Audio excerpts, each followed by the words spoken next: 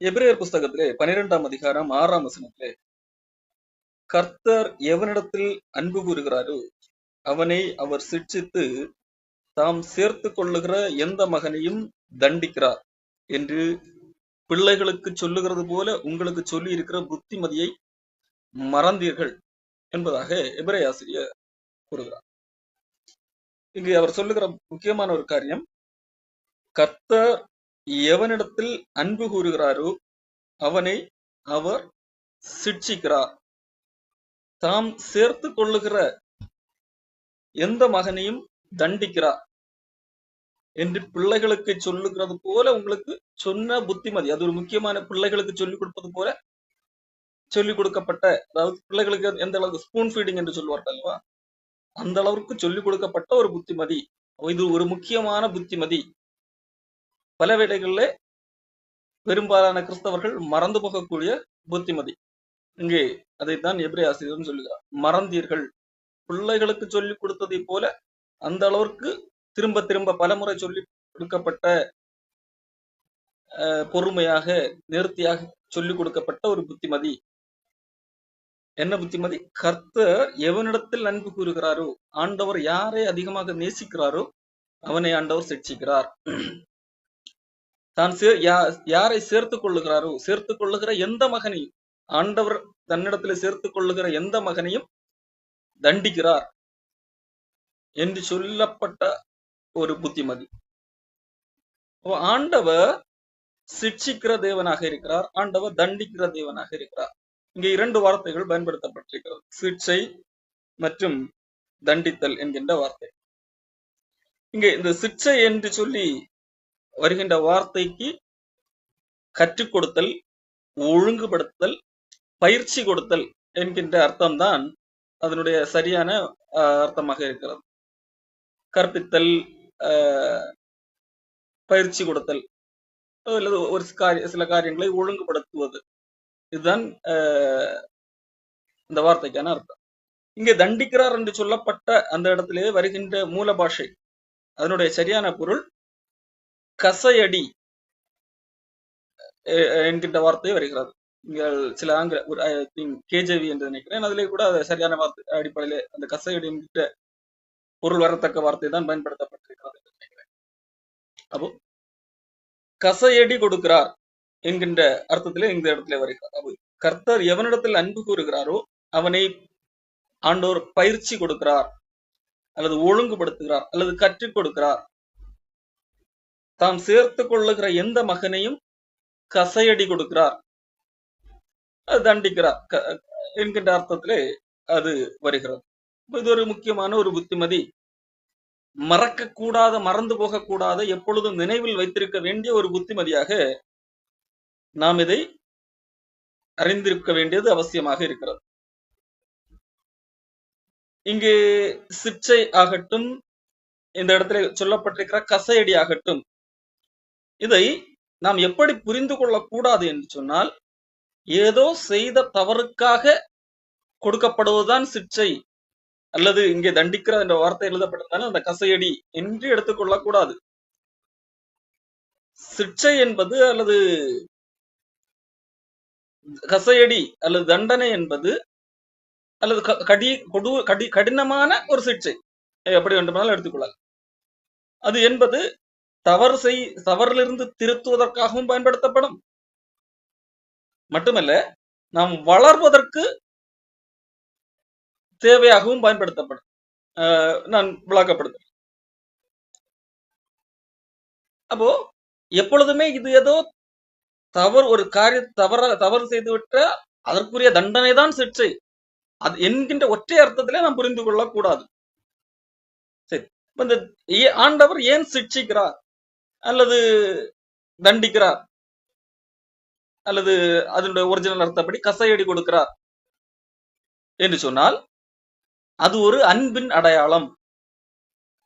ஆண்டவர் ஒரு மனிதனை சிட்சிக்கிறார் என்று சொன்னால், அல்லது ஆண்டவர் ஒரு மனிதனுக்கு கசையடி, கொஞ்சம் வலுவான ஒரு அடி கொடுக்கிறார் என்று சொன்னால், அதனுடைய பொருள் தேவனுடைய கோபம் அல்ல, தேவனுடைய அன்பின் வெளிப்பாடு.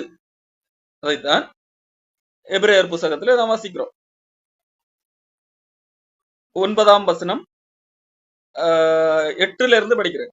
எல்லாருக்கும் கிடைக்கும் சிக்ஷை உங்களுக்கு கிடைக்காமல் இருந்தால், எல்லாருக்கும் கிடைக்கக்கூடிய ஒரு சிக்ஷை உங்களுக்கு வேண்டாம், உங்களுக்கு ஆண்டவர் சிக்ஷை தரவில்லை, ஆண்டவர் உங்களுக்கு கசையடி தரவில்லை என்று சொன்னால் நீங்கள் தேவனுடைய பிள்ளைகள் அல்ல, வேசி பிள்ளைகள்.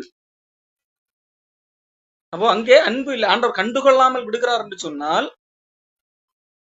அது அன்பற்ற, ஆண்டவர் அன்பு காட்டவில்லை என்று பொருள், உங்களை ஒதுக்கி தள்ளிவிட்டார் என்று பொருள். அதுதான் எபிரேய ஆசிரியர் சொல்லுங்க, நீங்கள் சிக்ஷையை சகிக்கிறவர்களாக இருந்தால் தேவன் உங்களை புத்திரராக எண்ணி நடத்துகிறார். ஆண்டவர் தன்னுடைய பிள்ளை என்கின்ற ஒரு உறவை காண்பிக்கக்கூடிய இடம்தான் சிக்ஷை. அது ஒரு அன்பின் வெளிப்பாடு. காரணம், தகப்பன் சிக்ஷியாத புத்திரன் உண்டோ? அன்றியும் நம்முடைய சரீரத்தின் தகப்பன்மார்கள் நம்மை சிக்ஷிக்கும் போது அவர்களுக்கு நாம் அஞ்சி நடந்திருக்க, நாம் பிழைக்கத்தக்கதாக ஆவிகளின் பிதாவுக்கு வெகு அதிகமாய் அடங்கி நடக்க வேண்டும் அல்லவா என்பதாக சொல்லப்பட்டு, இந்த பூமியிலே உள்ள தகப்பன்மார்கள் தங்களுடைய பிள்ளைகளுக்கு பயிற்சி கொடுக்கிறார்கள், தண்டிக்கிறார்கள், கசையடி கொடுக்கிறார்கள். எதற்காக? அவர்களை, அந்த பிள்ளைகளை பெற்றோர்களுக்கு பிடிக்காது என்கிறதுனால அல்ல, அவர்களை மிகவும் பிடிக்கும் என்கின்ற ஒரு காரணத்தினால்தான், அவர்கள் மிக நல்ல விலைக்கு வர வேண்டும் என்கின்ற ஒரு அக்கறையினால்தான், அவர்களுடைய பிரயோஜனத்திற்காகத்தான் அப்படி கொஞ்ச காலம் சிக்ஷித்தார்கள். இவரோ தம்முடைய பரிசுத்தத்துக்கு நாம் பங்குள்ளவர்களாகும் பொருட்டு நம்முடைய பிரயோஜனத்துக்காகவே நம்மை சிக்ஷிக்கிறார் என்று சொல்லி எபிரேய ஆசிரியர் சொல்லு. அப்போ தண்டனை அல்லது கசையடி அல்லது சிக்ஷை என்று வரும்போது அது எதை காட்டுகிறது? அது தேவனுடைய அன்பை காட்டுகிறது. தேவனுடைய அன்பின் வெளிப்பாடு, அன்பின் ஒரு அடையாளம் தான் இந்த சிக்ஷை என்கிறதை காண்பிக்கிறதாக இருக்கிறது. இந்த சிக்ஷை எந்த அடிப்படையில வெளிப்படக்கூடிய ஒன்றாக இருக்கிறது? சிக்ஷை என்று சொல்லும் போது நான் பார்த்தோம், அது ஒழுங்குபடுத்துதல் அல்லது பயிற்சி கொடுத்தல், கற்றுக் கொடுத்தல் என்கின்ற. அதே வேளையில கசையடி என்று சொல்லக்கூடிய கொஞ்சம் ஒரு வலியூட்டக்கூடிய, இதை காட்டிலும் கொஞ்சம் துன்பம் எக்ஸ்ட்ராவான ஒரு காரியத்தை உணர்த்துவதற்காகத்தான் அந்த வார்த்தை பயன்படுத்தப்பட்டிருக்கிறது. நான் உங்களுக்கு புரிய வைக்கிறேன். சிக்ஷை எப்படி வெளிப்படுகிறது? சிக்ஷை என்றால் எப்பொழுதுமே துன்பம் மட்டும்தான் சிக்ஷை என்று எண்ணக்கூடாது. ஒரு மனிதனுக்கு வருகிற துன்பம் இதுதான் சிக்ஷை என்று எண்ணக்கூடாது. துன்பத்தை மட்டுமே குறிப்பது அல்ல சிக்ஷை. ஏற்கனவே சொன்னபடி சிக்ஷை என்றால் அது பயிற்சி, ஒழுங்குபடுத்துதல், கற்றுக் கொடுத்தல், இந்த எல்லா அர்த்தத்தையும் அது உள்ளடக்கிய ஒன்றாக இருக்கிறது. தமிழ்ல அதை சிக்ஷை என்று மொழிபெயர்த்திருக்கிறார். அதனுடைய மூல மொழியுடைய அர்த்தம் இந்த காரியங்களை எல்லாம் உள்ளடக்கியதாக இருக்கிறது. ஆகவே அதை வெறும் ஒரு துன்பம் என்கின்ற கண்ணோட்டத்திலே மட்டும் பார்த்து விடக்கூடாது.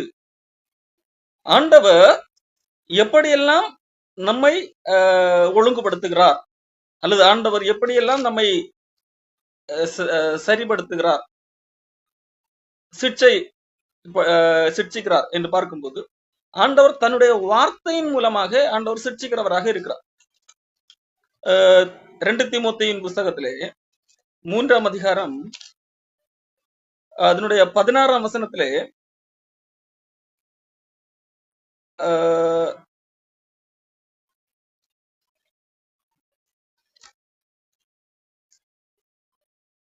வேத வாக்கியங்கள் எல்லாம் தேவ ஆவியினால் அருளப்பட்டுள்ளது.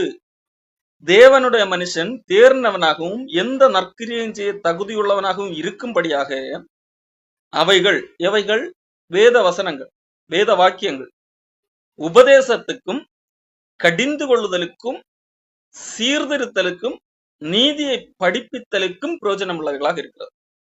இங்கே இந்த வேத வசனத்தை குறித்து இங்கு சொல்லப்படும் போது அங்கு சொல்லப்பட்டிருக்கிற காரியம், அவை அந்த வேத வசனம் உபதேசிக்கிறது, கடிந்து கொள்ளுகிறது, மனிதனை சீர்திருத்துகிறது, திருத்துகிறது, அவனை செவ்வாய்ப்படுத்துகிறது, ஒழுங்குபடுத்துகிறது, நீதியை படிப்பிக்குதலுக்கும் பிரயோஜனம் உள்ளவைகளாக இருக்கிறது.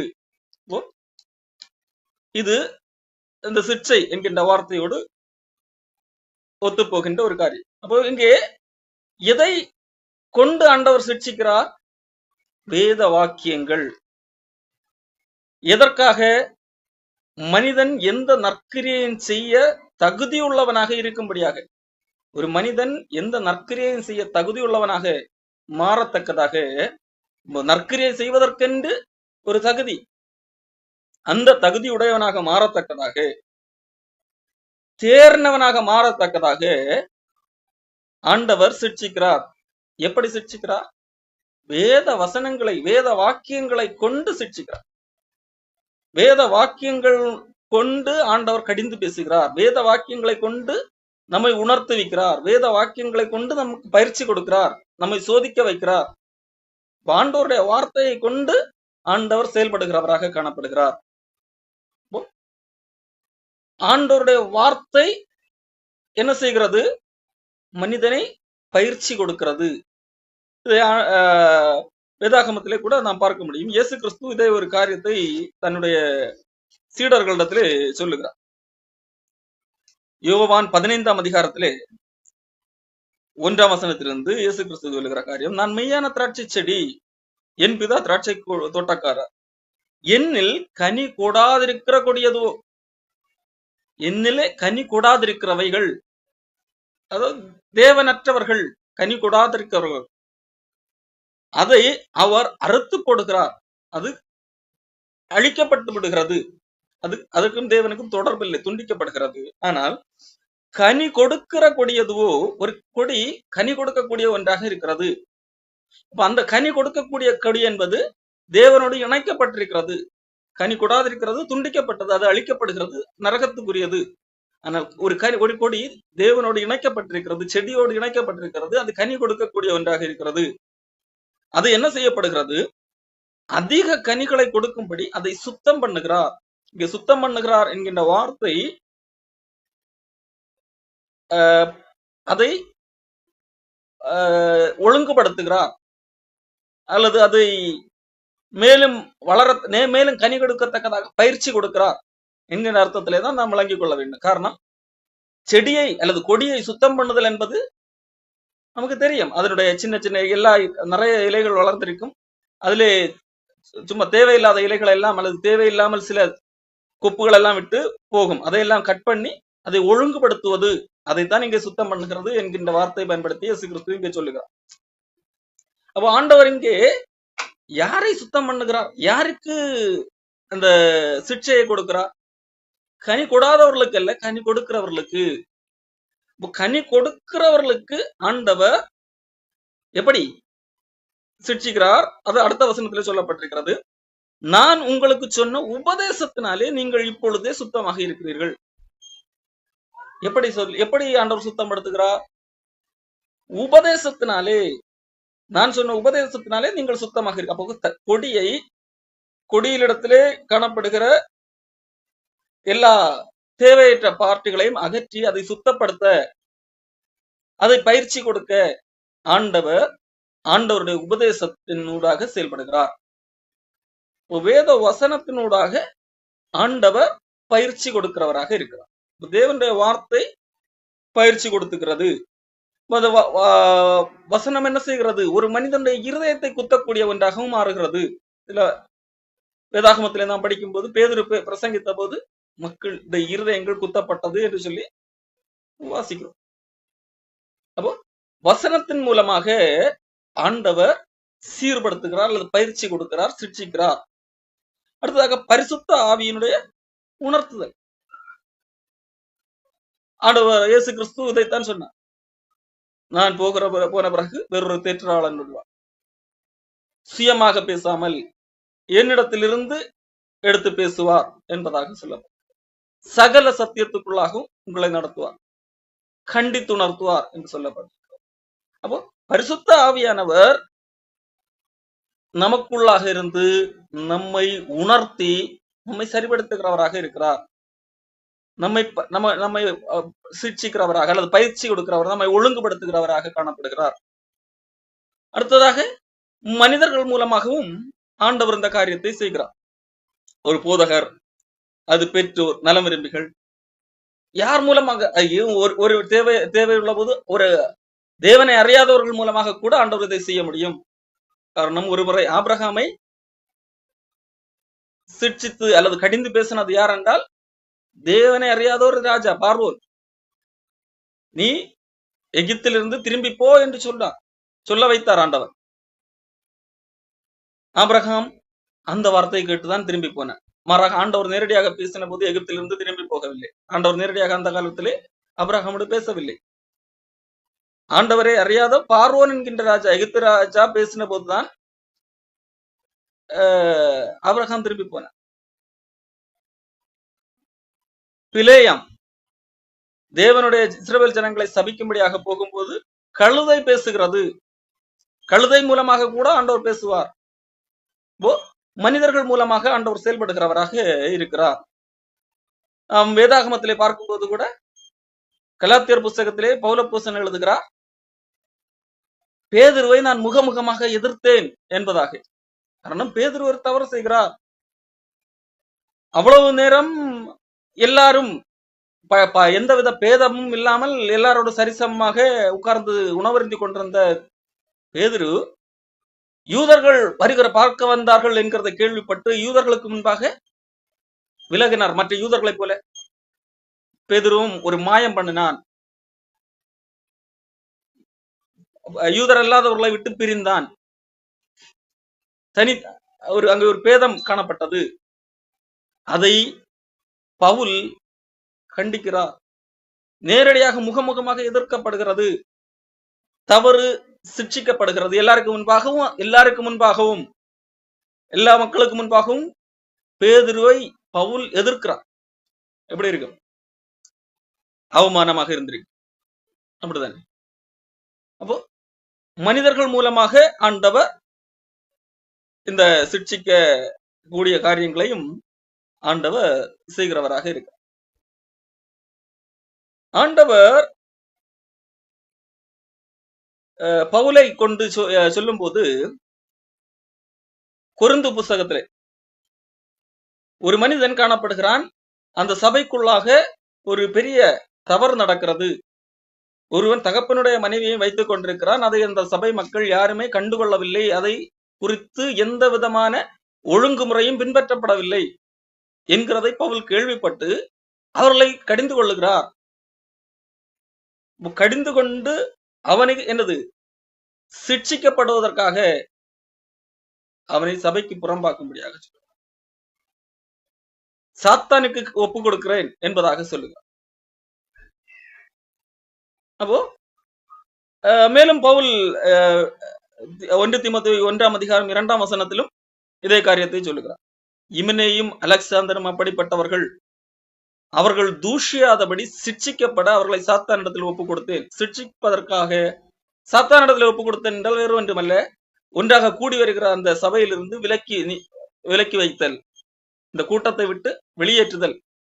ஒரு காரியத்திலே அவன் திருந்த வாய்ப்பு கொடுக்கப்பட்டது, அவன் திருந்தவில்லை என்றால் நீ இந்த கூட்டத்திலே நாளை முதல் வரக்கூடாது, காரணம் உன்னால் மற்றவர்களும் பாதிக்கப்படுவார்கள் என்று சொல்லி வெளியே விலக்கி வைத்தல். அதான் சாத்தானுக்கு வெளியே, சபைக்கு வெளியே ஆக்குதல். அதான் சாத்தானுக்கு ஒப்பு கொடுத்தல் என்கின்ற வார்த்தையிலே இங்கு வேதத்திலே பயன்படுத்தப்பட்டது. அப்போ இங்கே இந்த அடிப்படையிலே ஆண்டவர் சிட்சிக்கிறார். எப்படி? வேத வசனம் மூலமாக ஆண்டவர் சிட்சிக்கிறார்.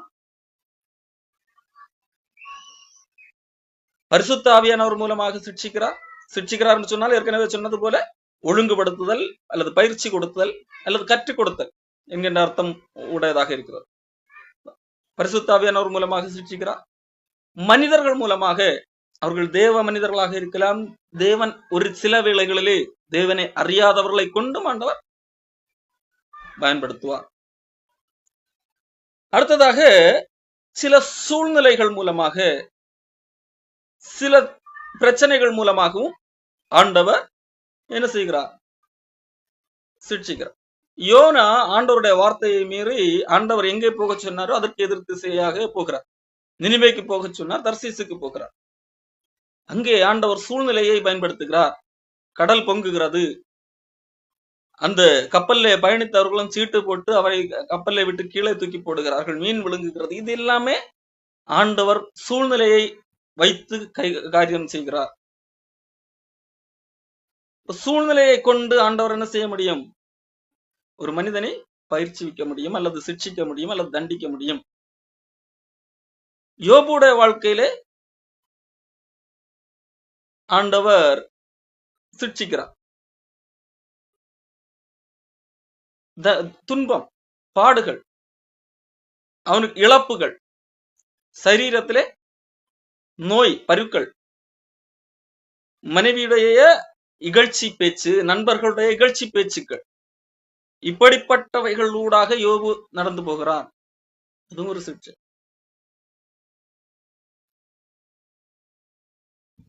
யோசேப்பு சொந்த சகோதரர்களால் குழியிலே இறக்கி விடப்படுகிறார்.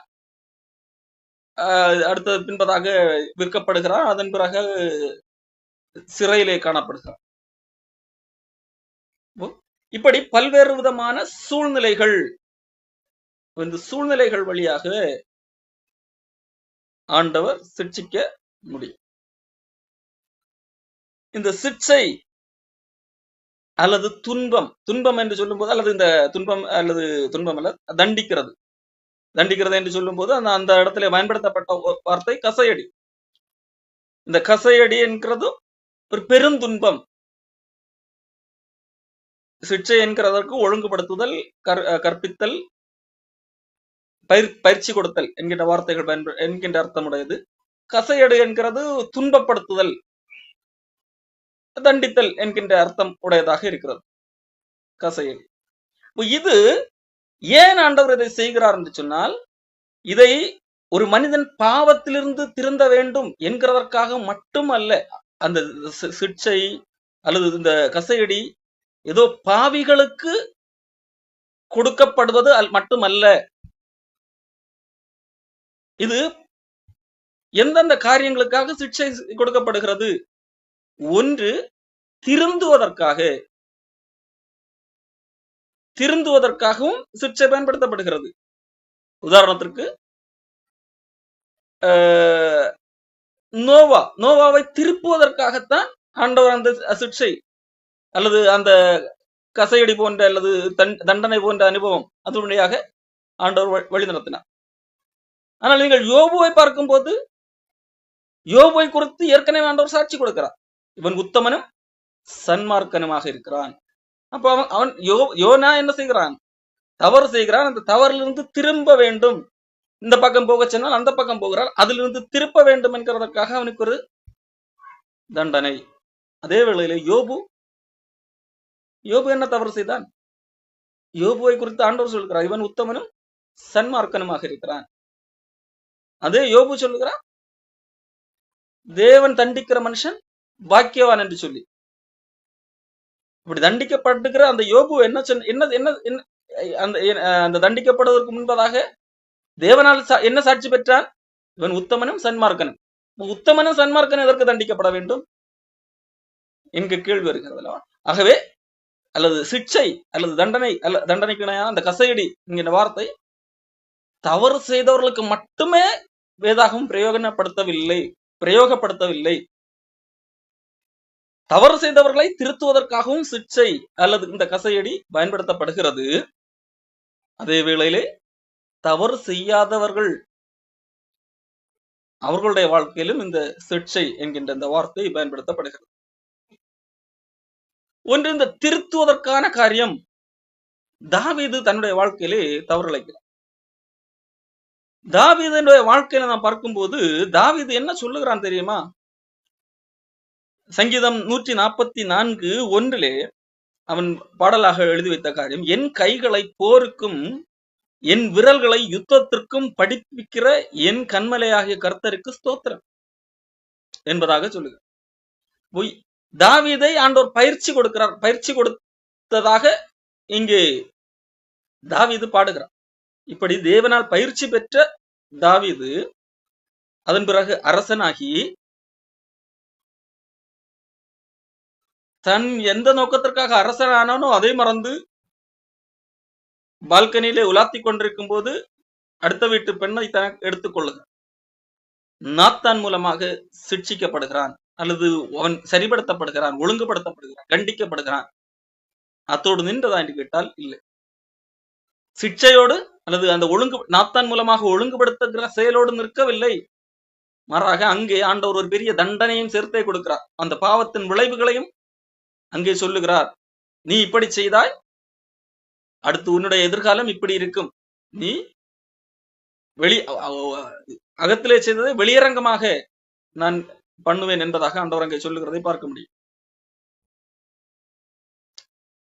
அப்போ தவறு, அந்த தவறிலிருந்து திருத்துவதற்காக மட்டுமல்ல, அந்த தவறினூடாக தேவனுடைய நாமம் தூஷிக்கப்படாமல் இருக்கத்தக்கதாக ஆண்டவர் பெரும் தண்டனையை கொடுக்கிறார், சிக்ஷையை கொடுக்கிறார், தண்டனையும் கொடுக்கிறார்.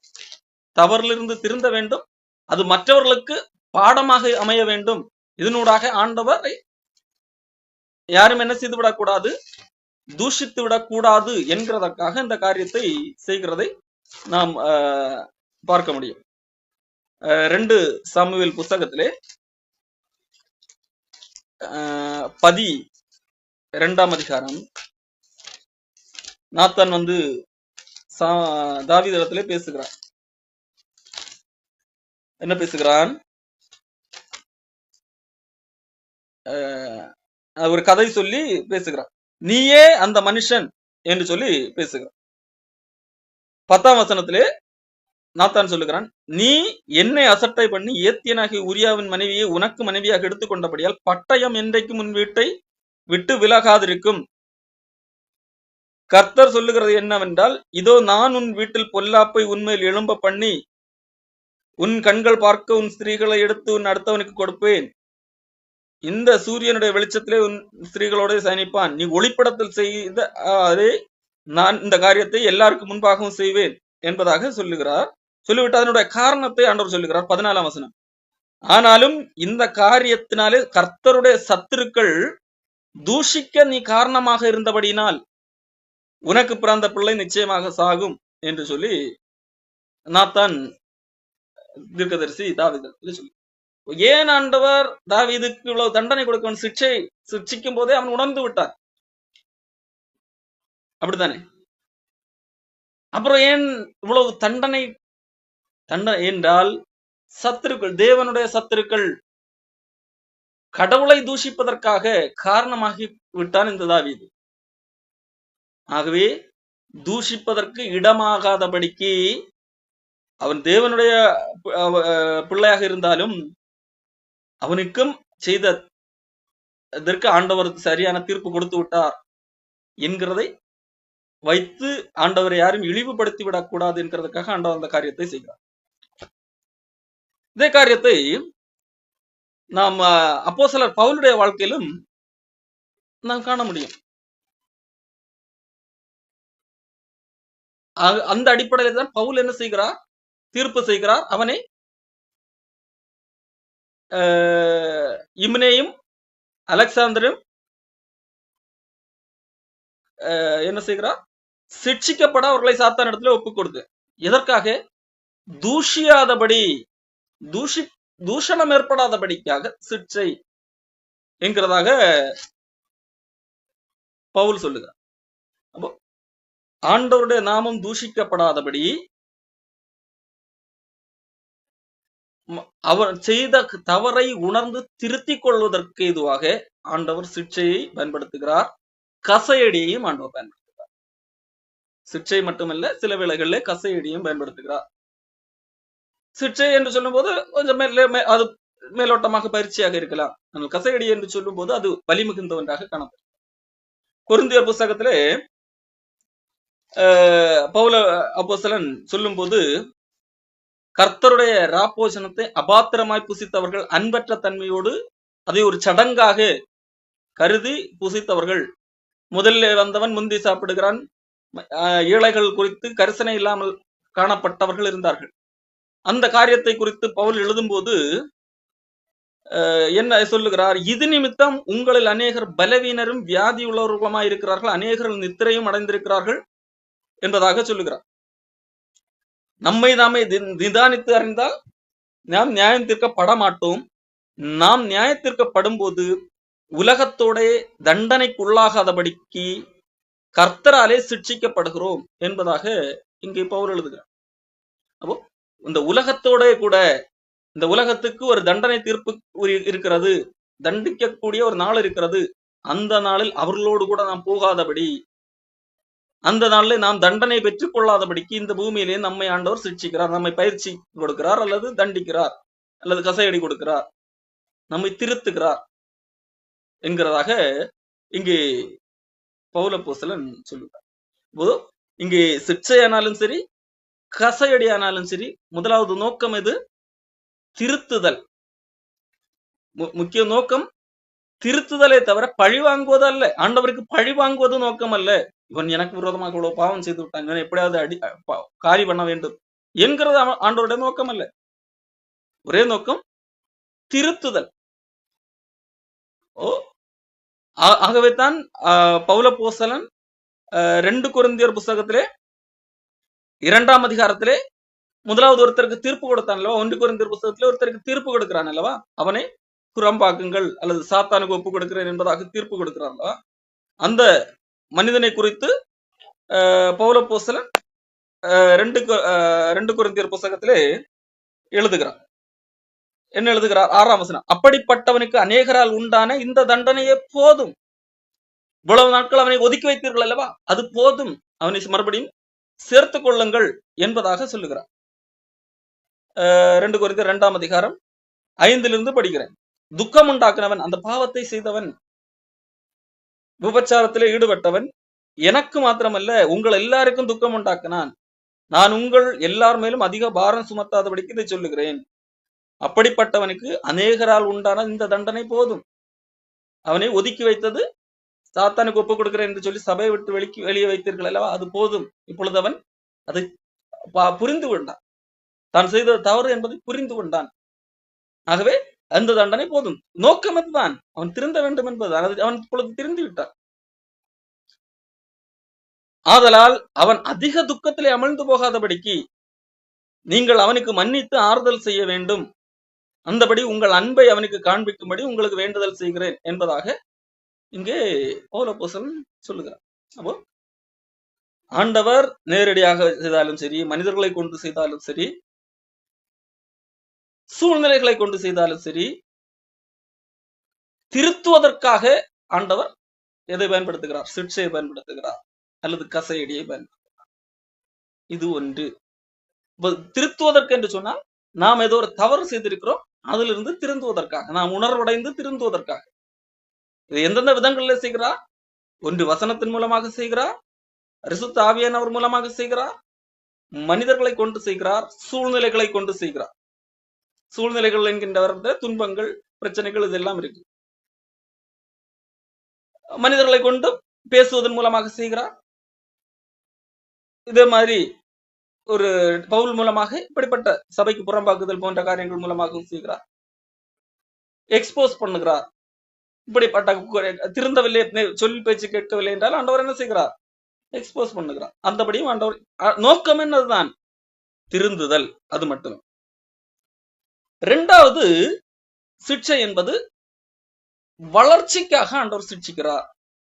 ஒரு மனிதன் இப்பொழுது இருக்கிற இடத்திலிருந்து இன்னும் அடுத்த கட்டத்துக்கு வளர வேண்டும் என்கிறதற்காக ஆண்டவர் சிட்சிக்கிறார். இது தவறுக்காக அல்ல. இவர் தவறு செய்து விட்டான், இந்த தவறிலிருந்து திருந்த வேண்டும் என்கிறதற்காக அல்ல. அது ஒரு பார்ட்டு. அடுத்த அப்போ தவறு செய்யாதவர்களுக்கும் சிட்சை வருகிறது. அதன் உதாரணத்துக்கு யோபுவை சொன்னேன். அது எதற்காக? வளர்ச்சிக்காக. யோசேப்பை குறித்து சொல்லப்பட்டிருக்கிறது, கர்த்தருடைய வசனம் அவனை புடமிட்டது என்று சொல்லி யோசேப்பை குறித்து சொல்லப்பட்டிருக்கிறது. சங்கீதம் புஸ்தகத்திலே 105ஆம் சங்கீதம் 19ஆம் வசனத்திலே அவருடைய வார்த்தை நிறைவேறும் வரைக்கும் கர்த்தருடைய வசனம் அவனை புடமிட்டது, யோசேப்பை புடமிட்டது. ஆண்டவருடைய வார்த்தை நிறைவேறுகிற வரைக்கும். ஆண்டவருடைய வார்த்தை என்னது? யோசேப்பை ஆண்டவர் அதிபதியாக்குவேன் என்கிறதான் ஆண்டவர் கொடுத்த அந்த வசனம், யோசேப்பை கொண்டு கொடுத்த வசனம், அதைத்தான் ஆண்டவர் சொப்பனத்தின் வழியாக காண்பித்திருந்தார். எல்லாரும் யோசேப்பை வணங்கி நிற்பார்கள் என்று சொல்லி. அந்த வார்த்தை நிறைவேறுகிற வரைக்கும் யோசேப்பை கர்த்தருடைய வசனம் புடமிட்டது. யோசேப்பு பல வழிகளிலே துன்பம் அனுபவித்துக் கொண்டு வந்தான். அந்த வேளையிலே கர்த்தருடைய வசனம் அவனுக்கு காரியங்களை கற்றுக் கொடுத்தது. அப்படி கற்றுக் கொடுத்ததுனால்தான் யோசேப்பு அதிபதியாக மாறின என்பதாக அவ்வளவு பக்குவப்பட்ட மனிதனாக காணப்பட்டான். தன்னுடைய சகோதரர்கள் எல்லாம் வருகிறார்கள், நினைத்திருந்தால் பழி வாங்கி இருக்கலாம். ஆரம்பத்திலே சின்ன விளையாட்டுத்தனங்களை எல்லாம் பண்ணினான். ஆனால் பழி வாங்குற நோக்கம் கிடையாது. மாறாக என்ன சொன்னான் தெரியுமா? நீங்கள் எனக்கு தீமை செய்தீர்கள், ஆனால் கர்த்தரோ அதை நன்மையாக மாற்றினார் என்பதாக. அப்போ நீங்கள் செய்த காரியம் நன்மைக்கு ஏதுவாக ஆண்டவர் மாற்றினார். நன்மைக்கு ஏதுவான காரியத்துக்காகத்தான். ஆகவே நீங்கள் இனிமேல் அங்கிருந்து கஷ்டப்பட வேண்டாம், பஞ்சத்தில் இருக்க வேண்டாம், நான் உங்களை போற்றுகிறேன் என்பதாக சொல். அப்போ இந்த பக்குவம் ஆண்டவர் அவனை துன்பத்தின் பாதையில நடத்தும் போது ஆண்டவருடைய வசனம் அவனை புடமிடுகிறது. அவன் கேள்வி கேட்டிருப்பான் அல்லவா, ஆண்டவரை ஏன் இந்த துன்பம் அப்படி என்றெல்லாம் கேட்டிருப்பான்.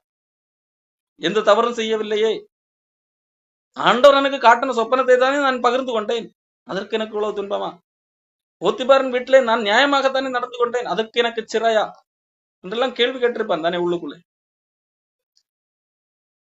சொப்பனத்துக்கு விளக்கம் தெரியாத ஒருத்தனுக்கு விளக்கத்தை சொல்லி கொடுத்தேன், ஆனால் அவன் என்னை மறந்து விட்டானே, எனக்கு உதவி செய்யவில்லையே என்றும் சிறையில் இருந்த போது கேட்டிருப்பான். 13 வருடங்கள் சிறையில் இருந்தான்.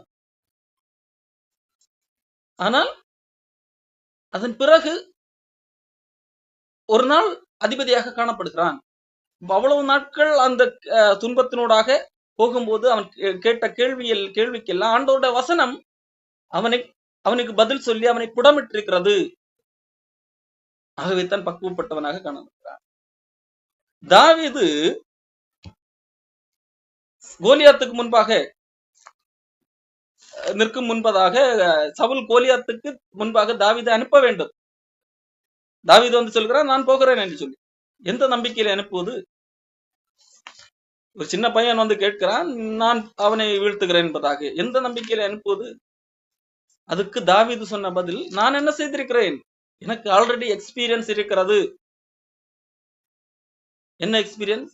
நான் சிங்கத்தையே தோற்கடித்தவனாக்கும் என்கிறது போல தாவீது சொல்லுகிறான்.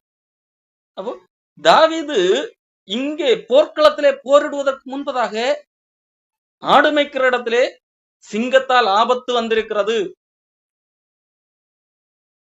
ஆடு மேய்க்கிற இடத்திலே அவன் பாதுகாப்பற்றவனாக காணப்பட்டிருக்கிறான். கரடியின் மூலமாக ஆபத்து வந்திருக்கிறது. இந்த ஆபத்துக்கள், சிங்கத்தின் மூலமாக ஆபத்துக்கள், கரடியின் மூலமாக ஆபத்து, அந்த ஆபத்து தான், அந்த ஆபத்திலே அவன் தப்பின விதம் தான் இன்றைக்கு அவனை கோலியாத்துக்கு முன்பாக நிற்க வைத்து அவனை வீழ்த்தத்தக்கதாக மாற்றி இருக்கிறது. பயிற்சி. தாவீது முதலாக சிங்கத்தை பார்க்கும் போது நான் என்னோட ஆடு மேய்க்க தானே வந்து, எதுக்கு இப்போ சிங்கம் வருகிறது, என்னுடைய ஆடை பிடித்து சாப்பிட போகிறதா, நான் கணக்கு சொல்ல வேண்டுமே, என்னுடைய ஆடை எப்படியாக காப்பாற்ற வேண்டுமே, இல்லை சிங்கத்தை ஆடு பத்தாது என்று சொல்லி என்னை சாப்பிடுமா என்கிட்ட எவ்வளவு பதற்றங்கள் இருந்திருக்கலாம். ஆனாலும் அதையெல்லாம் ஆண்டவர் ஒரு பயிற்சிக்காக, அவன் அடுத்தடுத்த கட்டத்திலே வளர வேண்டும் என்கிறதற்காக அந்த காரியங்கள் எல்லாம் ஆண்டவர் அனுமதித்திருக்கிறார்.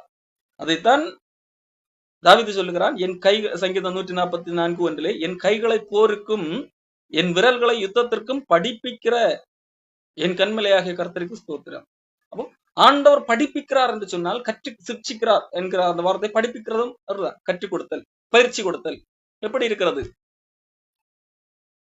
அது?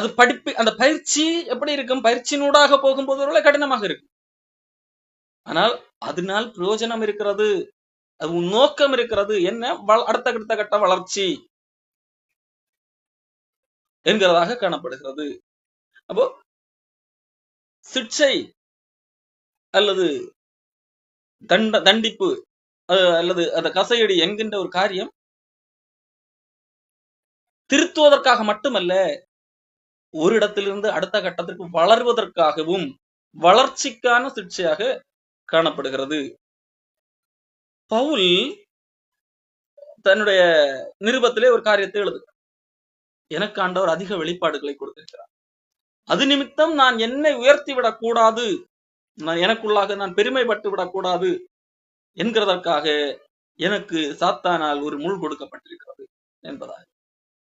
பவுல் செய்த பாவத்திற்கான தண்டனை அல்ல, மாறாக பவுல் பெருமைப்பட்டு விடக்கூடாது, இவ்வளவு வெளிப்பாடுகள் வரும்போது மனிதனுக்குள்ளாக பெருமை வந்து விடக்கூடாது என்கின்ற ஒரு காரியத்துக்காக, நானும் பலவீனமான மனிதன் தான் என்கின்ற ஒரு உணர்வு காணப்பட வேண்டும் என்கிறதற்காக ஒரு துன்பம். இது எதற்காக? அவன் வளர வேண்டும், தாழ்மை குணத்திலே வளர வேண்டும் என்கிறதற்காக, தன்னை இன்னும் தாழ்த்த வேண்டும் என்கிறதற்காக என்று சொல்லி, அவனுக்கு இன்னும் பணிவு வர வேண்டும் என்கிறதற்காக, வளர்ச்சி ஒரு குணாதிசயத்திலே வளர வேண்டும் என்கிறதற்காக. ஒரு பொன் நல்லதுதான், பொன் உலகத்திலே எல்லா விதத்திலும் சிறந்த ஒரு உலோகம். ஆனால் அந்த பொன்னை மேலும் சிறந்ததாக்க வேண்டும் என்றால் என்ன செய்ய வேண்டும்? அந்த பொன்னை அக்னியிலே போட வேண்டும். மரத்தை எடுத்து என்ன செய்ய முடியாது, அக்னியிலே போட்டால் அது போய்விடும். வைக்கோலை அக்னியிலே போட்டால் அழிந்து விடும். ஆனால் பொன்னை, ஆகவே அதை அக்னியிலே போட மாட்டார்கள். ஆனால் பொன்னை தைரியமாக அக்னியிலே போடுவார்கள். ஏன்? அக்னியிலே போடும்போது அது மேலும் பளபளப்பாகும், மேலும் சிறந்ததாக மாறும். அப்போ நல்லவர்களை மேலும் சிறந்தவர்களாக்க, இன்னும் சொல்ல போனால் தேவனால் ரட்சிக்கப்பட்ட நீதிமான்களை மேலும் பரிசுத்தத்திலே வளரச் செய்ய, நல்ல தெய்வீக குணாதிசயத்திலே வளரச் செய்வதற்காக ஆண்டவர் சிக்ஷிக்கிறார். ஆகவேதான் இங்கே நாம் பார்க்கிறோம், எபிரேயர் 12ஆம் அதிகாரத்திலே தம்முடைய பரிசுத்தத்திற்கு பங்குள்ளவர்களாகும் பொருட்டு அவர் சிக்ஷிக்கிறார் என்று சொல்லி. கழுகு இருக்கிறது அல்லவா, கழுகு அது குஞ்சுகளை என்ன செய்யும்? 1-2 நாள் பார்க்கும், குஞ்சு அடை பொறிஞ்சு வந்த பிறகு அந்த குஞ்சுகளை உயரமான ஒரு இடத்திலிருந்து கீழே விட்டுடும். அது கீழே விழுகிறது போல போகும், விழத்தான் போகும். அது கடுமையான ஒரு காரியம் தான்.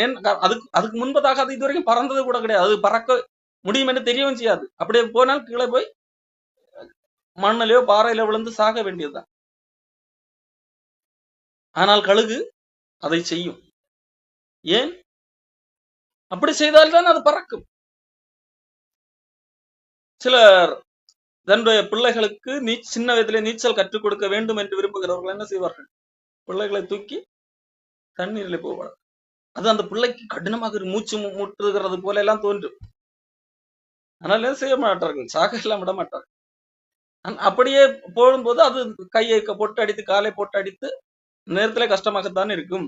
அது பயிற்சி. எதற்கு? அப்பொழுதுதான் நீச்சல்ல தேற முடியும்.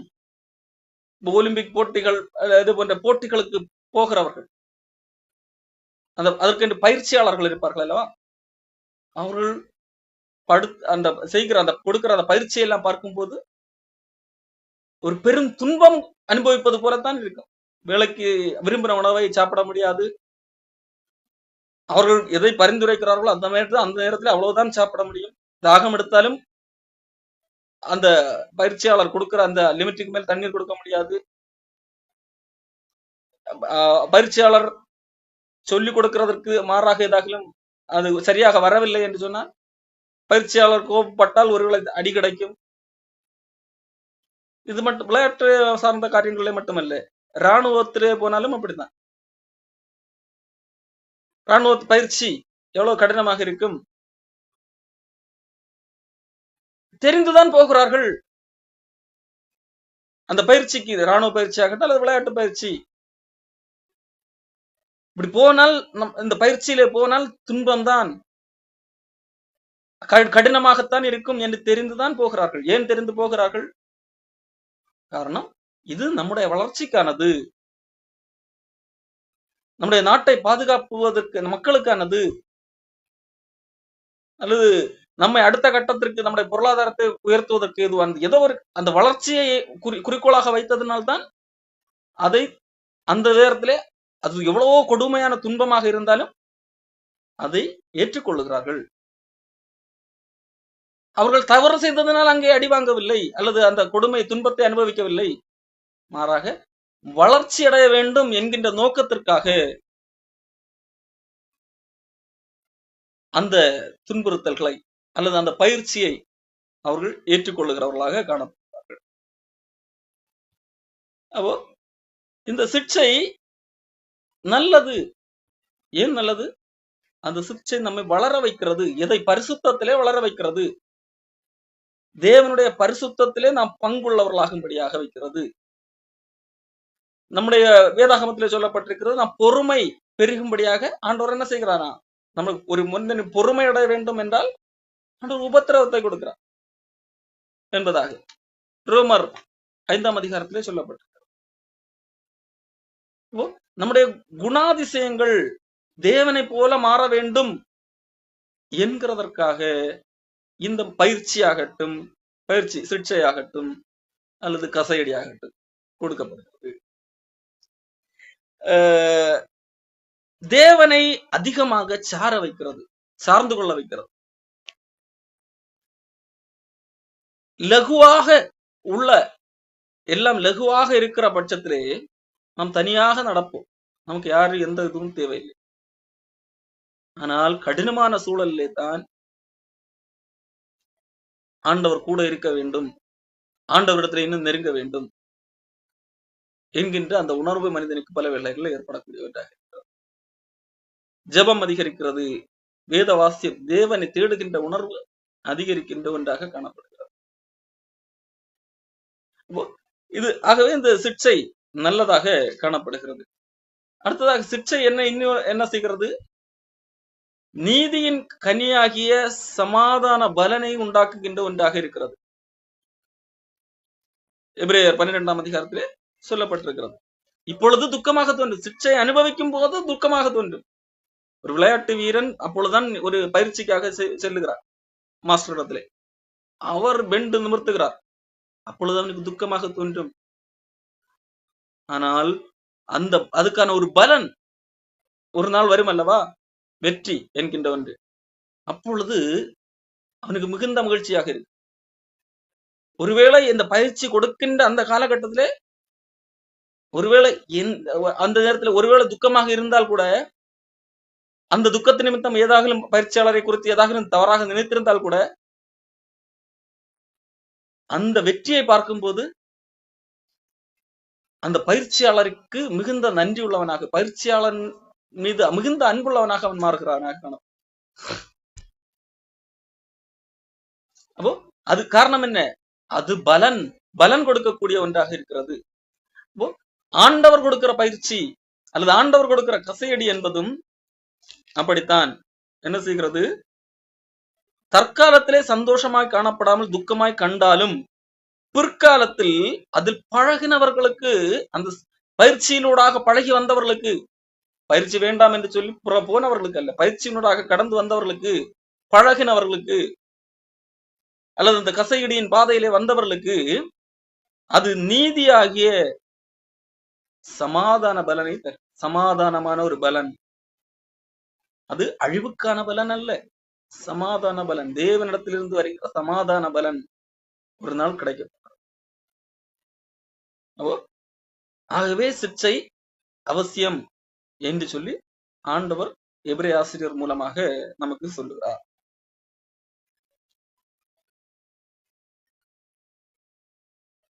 விளையாட்டு வீரன் அந்த பயிற்சியை அனுபவிக்கும் போது, அல்லது இராணுவ வீரன் அந்த பயிற்சியை அனுபவிக்கும் போது ஒருவேளை அந்த பயிற்சி கொடுக்கிறவரை திட்டலாம். காரணம் ஏன் தெரியுமா? காரணம் அந்த வேளை அவனுக்கு எதிர்கால வெற்றியை குறித்து ஒரு 100% நிச்சயம் கிடையாது அந்த பயிற்சி அனுபவிக்கும் போது. ஆனால் நமக்கு பயிற்சி அளிக்கிறவர் ஆண்டவர். அவர் அன்பின் அடிப்படையிலே பயிற்சி அளிக்கிறார். நமக்கு எதிர்கால பரிசு நிச்சயம், கேரண்டி, 100% கேரண்டி. ஆகவே ஆண்டவருக்கு என்ன செய்ய முடியாது? அதை தவறாக நினைக்க முடியாது, கூடாது. ஆகவே இந்த பயிற்சியாக இருந்தாலும் சரி, கசையடியாக இருந்தாலும் சரி, அது நம்முடைய வாழ்க்கைக்கு பிரயோஜனம் உள்ளதாக இருக்கிறது. இந்த சிக்ஷை வருகிற நேரத்திலே அல்லது கசையடி வருகிற நேரத்திலே என்ன செய்யக்கூடாது அல்லது என்ன செய்ய வேண்டும் என்கிறதையும் வேதாகம் நமக்கு சொல்லுது. எபிரேயர் 12ஆம் அதிகாரம் 5ஆம் வசனம், என் மகனே, கர்த்தருடைய சிக்ஷையை அற்பமாக எண்ணாதே. அப்போ அற்பமாக எண்ணக்கூடாது, சிக்ஷையை அற்பமாக எண்ணக்கூடாது. இரண்டாவது, அருவருக்க கூடாது. இதே இந்த இடத்துல பயன்படுத்தப்பட்ட இந்த வார்த்தை நீதிமொழிகள் புஸ்தகத்திலிருந்து எடுத்து மேற்கோள் காட்டப்பட்ட ஒரு வார்த்தை. அந்த இடத்துல நீதிமொழிகள்ல என்ன சொல்லப்பட்டிருக்கிறது? நீதிமொழிகள் 3ஆம் அதிகாரம் 11ஆம் வசனத்திலே, என் மகனே, கர்த்தருடைய சிக்ஷையை அற்பமாக எண்ணாதே, அவர் கடிந்து கொள்ளும் போது சோர்ந்து போகாது. தகப்பன் தான் நேசிக்கிற புத்திரனை சிட்சிக்கிறது போல கர்த்தரும் எவனிடத்தில் அன்பு கூறுகிறாரோ அவனை சிட்சிக்கிறார். இந்த வசனத்தை தான் எபிரேய ஆசிரியர் எடுத்து பயன்படுத்துகிறார். அற்பமாக எண்ணுதல், அது அது வெறுத்தல், அதாவது சிற்றை வெறுப்பாக பார்த்தல், அற்பமாக எண்ணுதல் அல்லது அருவெறுப்பாக பார்க்கிறது. அதை செய்யக்கூடாது. இரண்டாவது, தேவன் சிட்சிக்கும் போது சோர்ந்து போகக்கூடாது. சோர்வு அல்லது ஏன் எனக்கு இந்த பாடுகள், நான் நல்லதானே இருக்கிறேன் என்று சொல்லி சோர்ந்து போகக்கூடாது. காரணம், பலன் தெரியாதவர்கள் சோர்ந்து போகலாம். தான் விரும்பி, நான் இந்த போட்டியிலே எப்படியாகலும் வெற்றி பெற்றியாக வேண்டும் என்று விரும்பி ஒரு மனிதன் போய் அந்த ட்ரெயினர் இடத்துல தன்னை ஒப்பு கொடுக்கிறார். அப்படி ஒப்பு கொடுக்கும் போது அந்த ட்ரெயினர் அவனை ட்ரெயின் பண்ணுகிறார். அப்படிப்பட்ட மனிதன் சோர்ந்து போவானா? சோர்ந்து போக மாட்டான். ஆனால் ஒருவேளை யார் சோர்ந்து போவார்கள்? ஏதோ ஒரு பெற்றோர்கள் தன்னுடைய பிள்ளை இப்படி வர வேண்டும் என்று அந்த பெற்றோர்கள் ஆசைப்பட்டு கம்பல்ஷன் அடிப்படையிலே பிள்ளையை ஏதாவது இந்த மாதிரி ஒரு கோர்ஸ்ல சேர்த்து விடுகிறார்கள். அந்த பிள்ளைக்கு அந்த இலக்கை குறித்து என்ன இல்லை, அக்கறை இல்லை. அப்படிப்பட்ட பிள்ளைக்கு சோர்வு வரும். ஏன்? அந்த பிள்ளை, அந்த மனிதனை பொறுத்த வரைக்கும் அவன் விரும்பி வந்ததல்ல. அவனுக்கு அந்த போட்டியின் அந்த வெற்றி, எதிர்காலத்தில் கிடைக்கக்கூடிய அந்த வெற்றியின் மீது எந்த அக்கறையும் கிடையாது. பெற்றோர்களுடைய ஒரு நிர்பந்தத்தின் அடிப்படையில் அங்கே எப்படியோ அல்லது வேறு யாருடைய ஒரு நிர்பந்தத்தின் அடிப்படையில் அந்த பயிற்சியை எடுத்துக் கொண்டிருக்கிறது. அப்படிப்பட்டவர்களுக்கு சோர்வு வரலாம். ஆனால் எதிர்கால நம்பிக்கை இதுதான், ஆகவே இதற்காக நான் இதை செய்யலாம் என்று சொல்லி விரும்பி ஒருத்தன் வருகிறான் அல்லவா, அவன் சோர்ந்து போக மாட்டான். எவ்வளவு ரிஸ்கான பயிற்சி கொடுத்தாலும் அதை கற்றுக்கொள்ளுகிறவனாக காணப்படுவான். ஆகவே ஏன் நடந்தது என்று சொல்லி கேட்கிறது போல சோர்வுகள் அடையக்கூடாது. இங்க எபிரேய ஆசிரியர் இந்த புத்தகத்தை எழுதுகிற காலகட்டத்திலே அந்த மக்கள் அப்படி சோர்ந்து போகக்கூடிய நிலைமையிலே இருந்தார். எபிரேய மக்கள் தவறு செய்ததனால் திருத்துவதற்காக ஆண்டவன் அந்த சிக்ஷையை அல்லது கசையடியை கொடுக்கவில்லை. எபிரேய மக்கள் மிகப்பெரிய துன்பத்தை அனுபவித்துக் கொண்டிருந்த அந்த காலகட்டம். எருசலேம் அழிக்கப்படுவதற்கு முன்பதாக ரோமர்களால் ஒரு பக்கம், யூதர்களால் ஒரு பக்கம், யூத கிறிஸ்தவர்கள் நெருக்கப்படுகிற காலகட்டம். அந்த காலகட்டத்தில் துன்பம் அனுபவித்துக் கொண்டிருந்த காலகட்டம். இது ஆண்டவருக்காக, ஆண்டவரை ஏற்றுக்கொண்டது நிமித்தமாக அவ்வளவு துன்பம் அனுபவித்துக் கொண்டிருக்கிறார்கள். மாறாக அவர்கள் பாவம் செய்ததனால் பாவத்துக்கான தண்டனை அனுபவித்துக் கொண்டிருக்கவில்லை. ஆகவே அவர்கள் ஒரு கட்டத்திலே சோர்ந்து போகக்கூடிய நிலைமையிலே காணப்படுகிறார்கள். ஆகவே தான் சோர்ந்து போகாதே என்பதாக சொல்கிறார். காரணம், நமக்கு என்ன இருக்கிறது? நம்பிக்கை இருக்கிறது. அவர்கள் எப்படிப்பட்ட துன்பம் அனுபவித்தார்கள் என்று சொன்னால், எபிரேயர் 10ஆம் அதிகாரத்திலே சொல்லப்பட்டிருக்கிறது. நீங்கள் பிரகாசமற்றப்பட்டிருந்த அந்த காலத்தில், எபிரேயர் 10ஆம் அதிகாரம் 32ஆம் வசனம், உபத்திரவங்களாகிய மிகுந்த போராட்டத்தை சகித்தீர்களே, நிந்தைகளாலும் உபத்திரவங்களாலும் நீங்கள் வேடிக்கையாக்கப்பட்டதும் அல்லாமல் நிந்தை, அவமானத்தினாலும் உபத்திரவங்களினாலும் இவர்கள் வேடிக்கையாக்கப்பட்டார்கள். மற்றவர்கள் பார்வைக்கு இவர்கள் வேடிக்கையாக காணப்படுகிறார்கள்.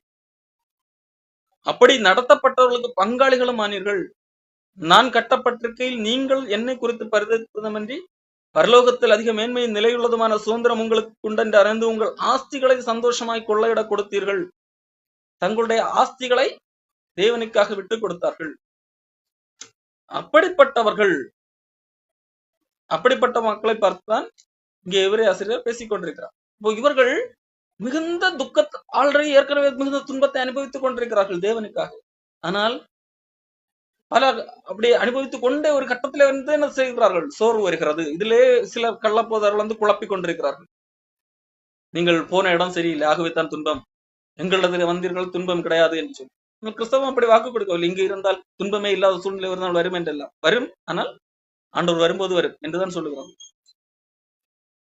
ஆகவே அவர்கள் ஒரு கட்டத்திலே இந்த பூமியிலேயே சோர்ந்து போகிறார்கள். அப்படிப்பட்ட சூழலை தான் சொல்லுகிறார். சோர்ந்து போகாது. இவர்கள் அனுபவித்த துன்பம் என்பது இவர்கள் ஏதோ பெரிய பாவம் செய்தார்கள், அதற்காக அவர்கள் ஆண்டவர் பெரிய ஒரு தண்டனை கொடுத்தார், ஆகவே சோர்ந்து போனார்கள் என்கிற அர்த்தத்திலே அல்ல.